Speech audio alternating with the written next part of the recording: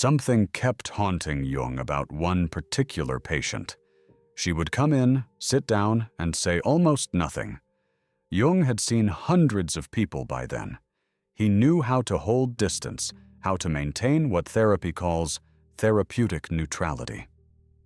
But this woman, late 30s, quiet, largely silent, would leave him shattered. Not tired, not drained in the ordinary way a difficult session leaves you. Shattered, like something in him had been cracked open and the pieces hadn't settled back into place.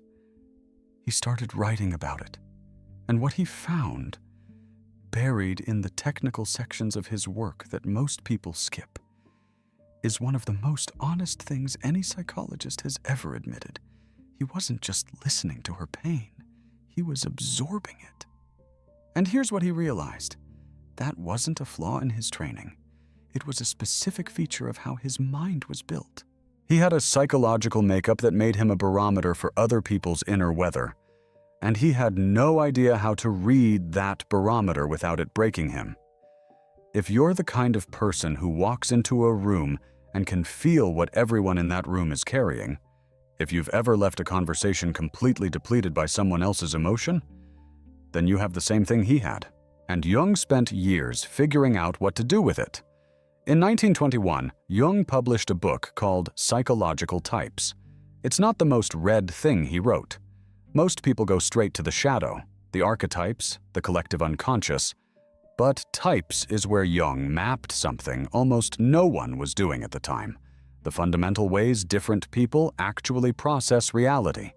Not personality, not temperament. The basic orientation through which a mind makes sense of the world. He identified 4 functions: thinking, sensation, intuition, and feeling. When Jung says feeling, he doesn't mean what most people mean. He's not talking about crying at movies or being emotionally expressive. He's talking about a rational evaluative process, a way of orienting to reality through value, through relationship, through what matters rather than what exists. The feeling function is how some people assess what's true about a situation, not through logic or data, but through something more like resonance. And here's what he discovered. In people for whom the feeling function is dominant, roughly a quarter of the population by Jung's estimate, this function doesn't stay inside their own skin. It extends outward, like antennae. Stay with me here, because this is the part that explains everything. When your dominant function is feeling, the way you make sense of a room is by reading what the room is feeling. You're not deciding to scan everyone's emotional state. Your nervous system does it automatically, the same way a thinking-type person automatically analyzes the logic of what someone is saying. You walk in, and within seconds you know. Someone in this room is angry. Someone is hiding something. That person smiling has eyes that are wrong. And then something happens that doesn't happen to a thinking type. The feeling function doesn't just register that data, it imports it. You don't just know someone is carrying pain.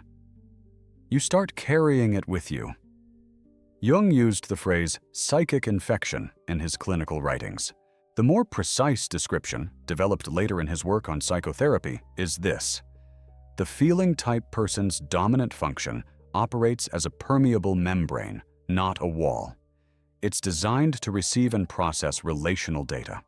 And in a world full of people carrying things they've never processed, that membrane catches things. Here's the thing nobody tells you. It's not a broken mechanism. It's exactly how the function is supposed to work. The problem isn't the absorption. The problem is what comes after. Jung observed, first in his patients, then in himself, that there was a critical moment that determined whether the feeling function became a gift or a source of suffering. That moment was whether the person could differentiate what they absorbed. To differentiate means, can you tell the difference between what you were feeling when you walked in and what you're feeling now? Is this mine? Or did I pick this up from someone else? Most people who absorb other people's pain cannot do this, not because they're weak, but because nobody ever told them it was a skill that needed to be developed. So they walk through life accumulating. Someone's grief, a stranger's rage on the subway, a friend's unnamed anxiety that's been sitting in the room between them for an hour. It all lands in the same interior space, labeled simply, how I feel. And that's exhausting in a specific way. You're carrying weight that belongs to multiple people, and none of those people are here helping you carry it.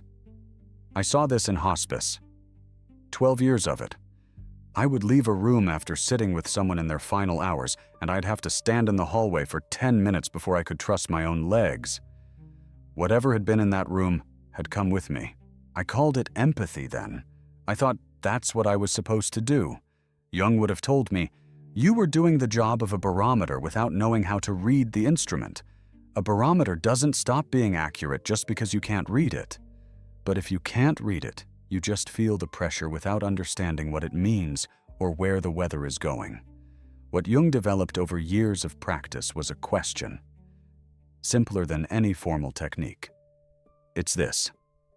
Stop, feel the feeling fully, then ask, when did this arrive? Not what is this feeling? Not why do I feel this way? When did this arrive? Because in most cases, if you're honest, you can trace it. It was there before I got on the phone with her. It appeared after I walked through that crowd. It was gone when I woke up this morning. When you can locate the origin, you can stop owning it unconditionally. You can hold it differently. Not as self, but as data.